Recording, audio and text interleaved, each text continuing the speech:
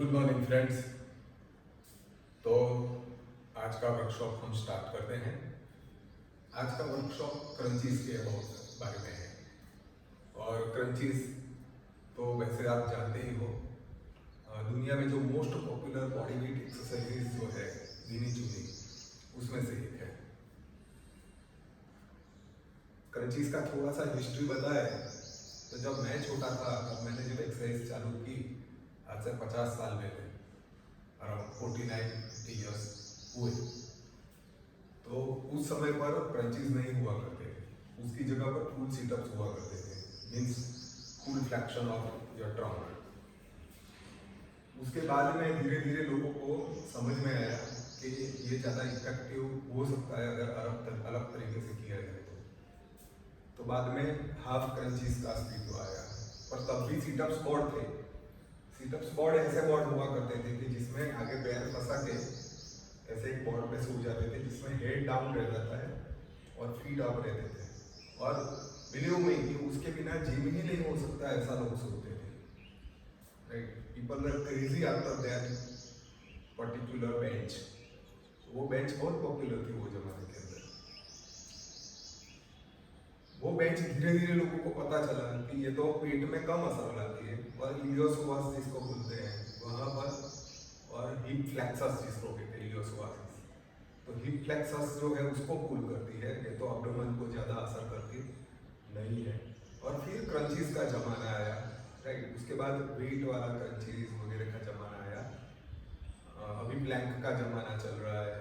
Right, लेकिन इतनी सारी एब्डोमेन की एक्सरसाइज होने के बावजूद हम सब लोग ये समझते नहीं हैं कि एग्जैक्टली किस तरह से और किस प्रकार की एक्सरसाइज करनी चाहिए।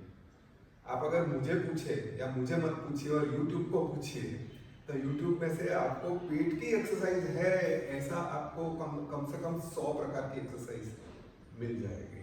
राइट, खड़े खड़े क्रंचीज, बैठे बैठे क्रंचीज, सोते सोते क्रंचीज, ऐसा प्लांक वैसा प्लांक, हिप ऊपर वाला प्लांक, सीधा वाला प्लांक। लोग जैसे कि दुकान खुल गई है उसकी पेट कम करने की।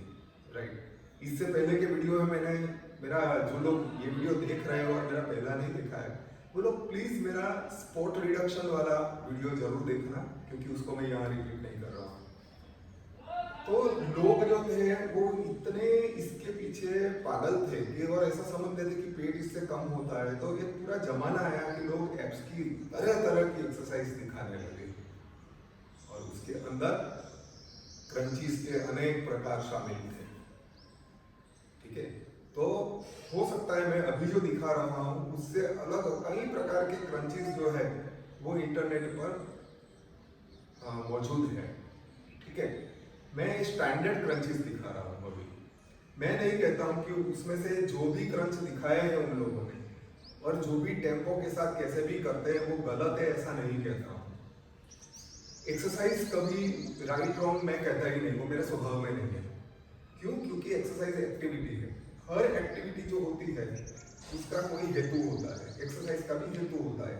राइट, तो वो ट्रेनर के ऊपर है कि वो क्यों ऐसा फास्ट करने का डिसाइड करता है या स्लो करने का डिसाइड करता है। ऐसा कुछ नहीं है, कोई भी अपने जो मन में आए वो टेम्पो के साथ करवा सकता है। लेकिन मुझे जो सब नॉर्मल लोगों के लिए जो अच्छा लगता है और जो कॉमन लगता है वो टेम्पो और तरीका मैं अभी बता रहा हूँ आपको। एक्सरसाइज जब से होती है तब से जमानों से देखा जाए तो देयर आर 3-4 एक्सरसाइजेस, उसको मैं कहता हूं कि मदर ऑफ एक्सरसाइज। ऐसी मदर ऑफ एक्सरसाइजेस जिसको कहते हैं, ऐसे 3-4 एक्सरसाइजेस हैं कि जिसको आप अवॉइड नहीं कर सकते।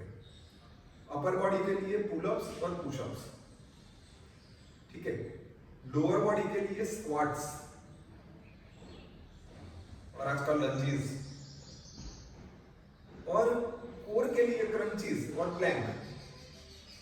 कोई ऐसा ट्रेनर नहीं होगा कि जिसके प्रोग्राम में ये 4-5 एक्सरसाइज मैंने जो गिनाई वो नहीं होगी, वो रखेंगे। क्यों रखा है ये? इसलिए रखा है कि ये एक्सरसाइजेज सरल है और ये एक्सरसाइजेज जो है वो बहुत ही इफेक्टिव है। कोई भी चीज जो है वो इफेक्टिव होने के लिए कॉम्प्लिकेटेड होनी जरूरी नहीं है। क्रंचीज जो है वो क्यों करने का, तो क्रंचीज भाई कोर एक्सरसाइज है। कोर किसको कहते हैं, राइट। तो हाथ पैर को आप छोड़ दो ना, बाद में जो गुजराती में धड़ कहते हैं, ये बीच वाला पोर्शन जो है, राइट, वो कोर है। कोर का मतलब पेट नहीं होता है, वो गलती है। कोर का मतलब ये सारे मसल्स कोर है, ठीक है। कोर जो है उसकी मूवमेंट का और उसका एक्टिवेशन जो है उसका एक स्पेशल महत्व होता है काइनेटिक चेन के अंदर। जब हम हाथ से या पैर से कोई भी मूवमेंट करते हैं तो हाथ की कोई भी मूवमेंट करते हैं उसके 30 मिली सेंटर्स पहले कोर को मालूम पड़ जाता है कि हाथ की मूवमेंट आने वाली है, और कोर जो है वो एंटिसिपेशन ऑफ मूवमेंट जिसको कहते हैं उसके लिए, मतलब मूवमेंट आ रही है उसके लिए तैयार होता है। जैसे कि वायरस आ रहा है और डॉक्टर की टीम तैयार हो जाती है, उस तरह से कोर पहले रेडी होती है और हाथ की मूवमेंट के 30 मिली सेकेंड्स के पहले वो एक्टिव हो जाता है। पैर की मूवमेंट कोई भी स्टार्ट होती है उसके 150 मिली सेकेंड्स पहले कोर जो है वो रेडी हो जाती है। अब आप समझ सकते हैं कि कोर और हिप्स ये एक ऐसी जगह है, ऐसे मसल्स हैं कि जिसको स्ट्रॉन्ग होना बहुत जरूरी है, जिसका सिंक्रोनाइज होना, बैलेंस में होना बहुत जरूरी है। कोर बैलेंस बहुत इंपॉर्टेंट है। अगर कोर बैलेंस नहीं होता है तो एंटीरियर पेल्विक टिल्ट ज्यादा हो सकता है, मतलब लॉस ऑफ लॉर्डोसिस हो सकता है, स्वे बैक, फ्लैट बैक, हाइपोसिस, इसमें से कोई भी डिसऑर्डर्स प्रोड्यूस हो सकते हैं। और आज के सिटिंग के जमाने के अंदर जब कंटिन्यूअसली वेट जो है वो हिप बोन पर आता है तब बॉडी को इरेक्ट रखने के लिए कोर मसल्स बहुत इंपॉर्टेंट है। उल्टा हम बार बार कोर मसल्स जो है उसका धीरे धीरे धीरे धीरे हम उसका कंडीशनिंग होते जाते हैं, इसलिए अब्डोमिनल एक्सरसाइज करनी चाहिए। अब्डोमेन के मसल्स जो है वो अलग अलग लेयर के अंदर है। सबसे मोस्ट सुपरफिशियल ऊपर मसल्स जो है, राइट, वो जो है वो एक्सटर्नल ऑब्लिक है, उसके नीचे इंटरनल ऑब्लिक होते हैं, उसके नीचे आपके ये सिक्स पैक जिसको कहते हैं आप, राइट, वो रेक्टस एब्डोमिनिस होता है। रेक्टस एब्डोमिनिस के नीचे ट्रांसवर्स एब्डोमिनिस होता है जो कि गोल लपेटे हुए मसल्स है और वो बीच में ऐसे कंप्रेस करता है, वो कंप्रेस करता है, और ऊपर के मसल्स जो है वो मूवमेंट को जनरेट करते हैं और फोर्सेस को झेलते हैं, ठीक है। ये एक मैंने उसकी रफ एनाटॉमी आपको बताई। सारे अब्डोमिनल मसल्स जो है उसका बेसिक फंक्शन जो है कि जो सारे मसल्स करते हैं वो एक तो जब बहुत थक जाते हैं तब हमें अगर फोर्स एक्सपायरेशन करना है या स्पीड में सांस निकालना है तब एक्टिव होते हैं ज़्यादा। सेकंड, वो कमर को ऐसे सीधी रखने में हेल्प करते हैं, इरेक्ट रखने में, राइट। उसके साथ मल्टीपीडीज वगैरह दूसरे मसल्स वर्क करते हैं बैक के, लेकिन उसकी चर्चा अभी नहीं करेंगे। और प्लस एक इंपॉर्टेंट फंक्शन उसका जो है वो क्या है, flexion, trunk flexion. Trunk flexion मतलब क्या, तो हिप का जो बोन है वो और फ्रीजेस में, हाँ, अभी डेमोन्स्ट्रेशन के साथ बता रहे हैं आपको, थोड़ा सा नीचे था बस, हाँ। तो यहाँ से ये हिप बोन है, राइट, हिप बोन और यहाँ रिब केज, ये दोनों जब नजदीक आते हैं तो उसको ट्रंक फ्लेक्शन कहते हैं, एनीवे, राइट। अब उसको सोते सोते इसलिए करते हैं ताकि गुरुत्वाकर्षण या ग्रेविटेशन की वजह से रेजिस्टेंस हमको मिलता है, ठीक है। इसका जो फलक्रम है यानी कि जो उसका बिंदु है कि जहां से हम मूवमेंट कर रहे हैं, पिवोट, वो यहाँ पर लोअर बैक के अंदर है, ध्यान रहे, it is not in हिप्स, right, यहाँ पर है। तो मतलब यहाँ से ये दो चीज नजदीक आनी जरूरी है।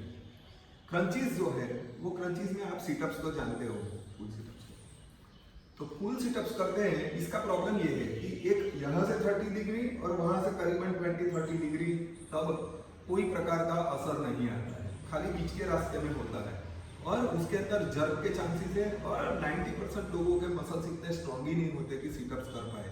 उनको क्या करना पड़ता है, उनको पैर कहीं फंसाना पड़ता है या ट्रेनर को बोलना पड़ता है कि भाई तू यहाँ खड़ा है, राइट, जो कि मैं गलत समझता हूँ, क्योंकि ऐसा करने से क्या होगा कि आपके ये इलियोसोअस मसल्स जो है, ठीक है, जिसको हिप फ्लेक्सर कहते हैं, ये हिप फ्लेक्सर है, ये मूवमेंट कहाँ करते हैं, हिप में। तो आगे की मेरी वीडियो में मैंने बताया वैसे जो मसल जो है वो जो जॉइंट के ऊपर से पास होता है उसी में मूवमेंट कर सकता है। जब वो अब्डोमिनल कैविटी को वो मसल्स पास ही नहीं करते हैं, ठीक है, तो वो तो ये एक्सरसाइज में काम आएंगे नहीं। क्रंचीज के अंदर ऊपर से आपको वहां फंसाओगे तो इलियोसोअस में जो सुआस मेजर मसल खास करके है, राइट, वो T12 के अराउंड लगा हुआ है, राइट। वो जो मसल जो है वो क्या करेगा कि इसको यहाँ से फंसाने से वो मसल अननेसेसरीली एक्टिवेट होगा और लंबर बैक जो है, लंबर है लोअर बैक, उसको ऊपर की तरफ खींचेगा, उससे ये आर्च जो है वो ऊपर हो जाएगा ऐसे, राइट। और ये गलत है। ये ऐसा होने से क्या होगा कि कमर जो है उसके मसल्स जो है वो अननेसेसरीली स्टीफ होते जाएंगे और आपका कर्वेचर ज्यादा बिगड़ता जाएगा, इवेंचुअली आपको पेन होगा, राइट। इसलिए लोअर बैक पेन वालों को तो पैर फंसा के करने का ही नहीं, पर लोअर बैक पेन वाले जो है उनके लिए ये क्रंचीज सूटेबल ही नहीं है, क्रंचीज ही नहीं करने का। जिनको कंटिन्यूअसली पेन रहता है कोई ना कोई टाइप का, तो उनको क्या करना चाहिए, क्रंचीज की जगह पर प्लैंक करना चाहिए, वो ज्यादा अच्छा है। उसका मतलब ये नहीं है कि प्लैंक ज्यादा सुपीरियर या अच्छी एक्सरसाइज है, एक्सरसाइज होती है, राइट। उसमें सुपीरियरिटी का कोई सवाल नहीं होता है। अब क्रंचीज कैसे करते हैं वो यहाँ पर भगिनी डेमोस्ट्रेट करेगी, थोड़े 4 शब्द बता देता हूँ।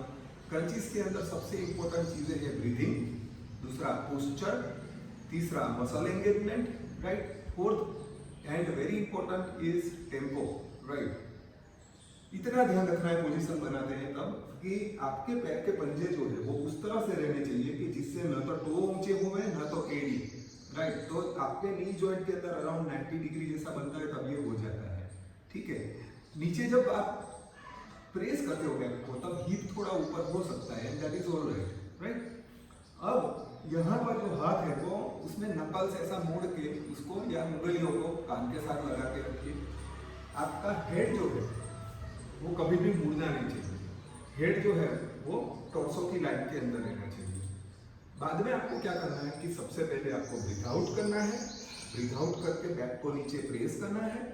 प्रेस करने के बाद ही आपको बॉडी उठाना है। बॉडी जब ऊपर उठाते हो तब उसको सीलिंग की तरफ उठाओ, ना की तरफ, और नीचे आप स्लोली जाओगे, ठीक है। सीलिंग की तरफ सीधा उठाना है, इस तरफ नहीं, ये रॉन्ग करके दिखाओ, हाँ ये रॉन्ग है, राइट, ऐसा नहीं, इस तरफ नहीं, फोर्स इस तरफ दो ताकि आपका रेजिस्टेंस आर्म लॉन्ग होगा तो आपका इसका एक्टिवेशन ज्यादा होगा। नाउ टेम्पो जो है वो मैं दिखाता हूँ और मैं बोलता हूँ, राइट। मैं 4-5 बार करवाऊंगा।